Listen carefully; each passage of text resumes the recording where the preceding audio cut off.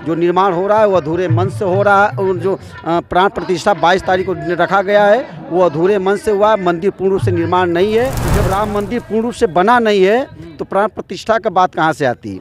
और वो चारों शंकराचार्य उस प्राण प्रतिष्ठा में जाने से मना कर दिए हैं। प्रतिष्ठा कराने वाला जो शख्स होता है वो पति पत्नी ही जाते हैं।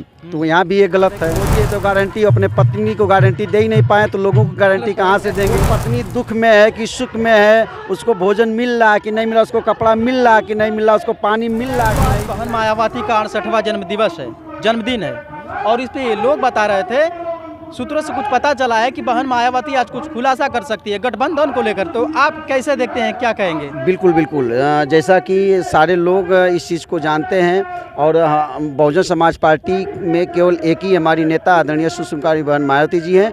उनका जो भी दिशा निर्देश होगा, जो भी फैसला होगा, उस पर सारे कार्यकर्ता चलने का काम करेंगे, तन मन धन से लगने का काम करेंगे। और जो भी प्रत्याशी यहाँ से आएगा, जैसे ही चुनाव की घोषणा होगी, जहाँ जिसको जो जिम्मेदारी दीजिएगा उस पर बखूबी अपने तन मन धन से लगने का काम करेंगे। क्या लगता है, इंडिया गठबंधन को समर्थन देंगी या बीजेपी की तरफ मुख मोड़ लेंगी? नहीं, देखिए, चूंकि भारतीय जनता पार्टी को अगर हराने के लिए अगर किसी में कुवत है तो आदरणीय सुश्री कुमारी बहन मायावती जी के पास है, अन्यथा किसी के पास नहीं है। जिंदाबाद जिंदाबाद।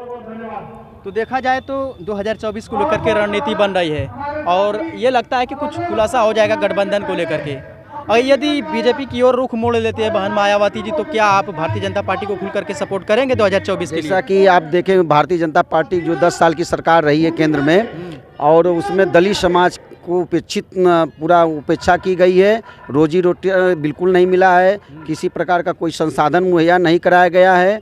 और चूँकि इसमें बहुजनों का बहुत शोषण हुआ है और इसलिए माननीय बहन जी भारतीय जनता पार्टी के साथ जाने वाली नहीं है। सदियों का इंतजार खत्म हो गया। राम मंदिर का प्राण प्रतिष्ठा है 22 जनवरी को, बहुत बड़ी उपलब्धि है एक हमारे भारत देश के लिए। इसको किस नज़रिए से देखते हैं? देखिए, आज अयोध्या में राम मंदिर का निर्माण हो रहा है तो वो भी भारतीय जनता मतलब बाबा साहब के बनाए हुए संविधान के तहत हो रहा है। इसमें वो भारतीय जनता पार्टी का कोई वो बनवा रही है, लेकिन इसमें कोई ये डिसीजन सुप्रीम कोर्ट के अधीन आया है, हिंदू पक्ष के तरफ से आया है, हिंदू पक्ष में फैसला आया है, इसलिए वहाँ निर्माण हो रहा है। जो निर्माण हो रहा है वो अधूरे मन से हो रहा है। और जो प्राण प्रतिष्ठा 22 तारीख को रखा गया है वो अधूरे मन से हुआ। मंदिर पूर्ण रूप से निर्माण नहीं है। जबकि आप सभी जानते हैं कि जब घर का गृह प्रवेश होता है तो जब घर पूरा संपूर्ण रूप से तैयार हो जाता है तब उसमें गृह प्रवेश होता है। तो जब राम मंदिर पूर्ण रूप से बना नहीं है तो प्राण प्रतिष्ठा का बात कहाँ से आती है। और जिसको अभी हमारे एक साथी बता रहे थे कि नहीं, चारों शंकराचार्य जो हैं वो चारों शंकराचार्य उस प्राण प्रतिष्ठा में जाने से मना कर दिए हैं। और चूँकि जब भी किसी प्रकार जब भी मंदिर में अनावरण होता है, मंदिर में प्राण प्रतिष्ठा होती है, तो प्राण प्रतिष्ठा कराने वाला जो शख्स होता है वो पति पत्नी ही जाते हैं। तो यहाँ भी ये गलत है।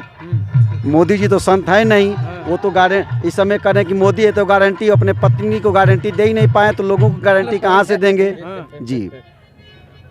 तो देख सकते हैं दोस्तों, एक बहुत बड़ा बात इन्होंने खुलासा किया और अपने मुंह से खुद बताया। तो क्या लगता है, मतलब प्राण प्रतिष्ठा में लेकर के जाएंगे या नहीं जाएंगे? किसको? यशोदाबेन को।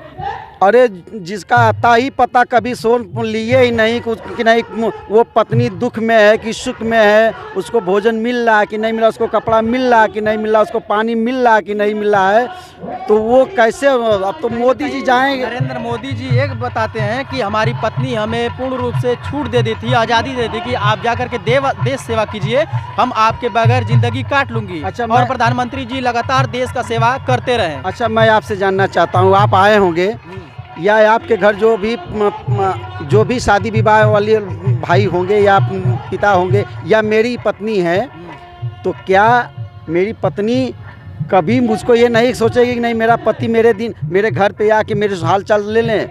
वो तो कभी, मैं तो सीधे सीधे वो कहती हैं कि मुझे तो बहुत पहले का वो त्याग चुके हैं। और आज कहते हैं भाई और बहनों, परिवारजन, वो परिवारजन कहाँ से कहते हैं? जो अपने परिवार का नहीं हो सका वो दूसरे का कहाँ से हो पाएगा जी। और हमको तो नहीं लगता कि यशोदाबेन वहाँ जाएंगे। द्रौपदी मुर्मू को यहाँ पे प्राण प्रतिष्ठा को लेकर के आप किस प्रकार से देखते हैं? अच्छा, ये बताइए, सबसे पहले तो जान लीजिए कि द्रौपदी मुर्मू जी हमारे देश की राष्ट्रपति हैं और लोकसभा जब विधानसभा का लोकसभा नए जब शिलान्यास हुआ, लोक भवन का जब शिलान्यास होने वाला था उसमें संसद भवन में बुलाया नहीं गया, उनको बुलाया नहीं गया। क्यों नहीं बुलाया गया? अब तो यही है ना, वो तो दिखावा करते हैं, वो हकीकत में आदिवासियों दलितों के साथ तो पसंद नहीं करने वाले हैं जी।